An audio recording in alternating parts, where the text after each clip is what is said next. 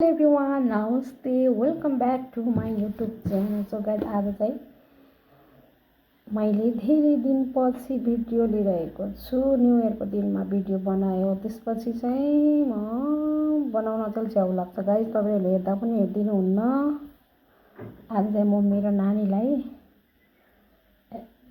एउटा वन पिस सिलाइदिन लागिरहेको छु, किनकि यसरी सिलायो भने चाहिँ नि किनकि यसरी अब यो यसरी सिलाइ गर्यो नि हैन, यसरी सिलाइ गर्यो हैन,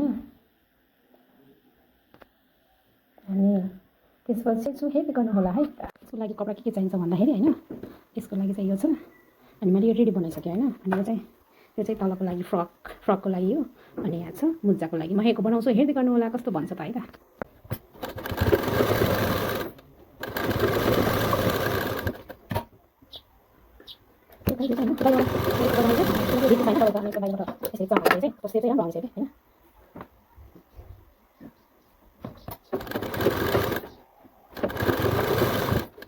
थोरै भन्छ ओके हुन्छ नि।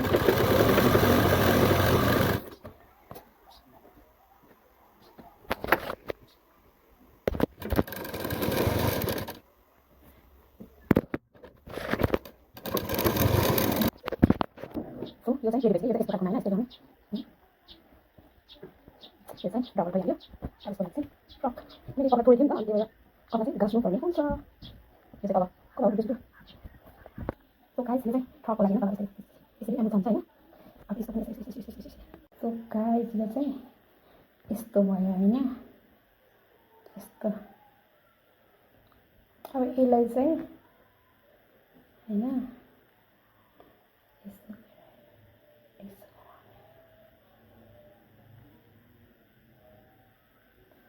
अहिले चाहिँ यस्तो भयो हैन, यस्तो भयो। अब यसलाई चाहिँ के गर्ने भन्दा अब यसमा जोड्नु पर्ने हुन्छ हैन गाइस।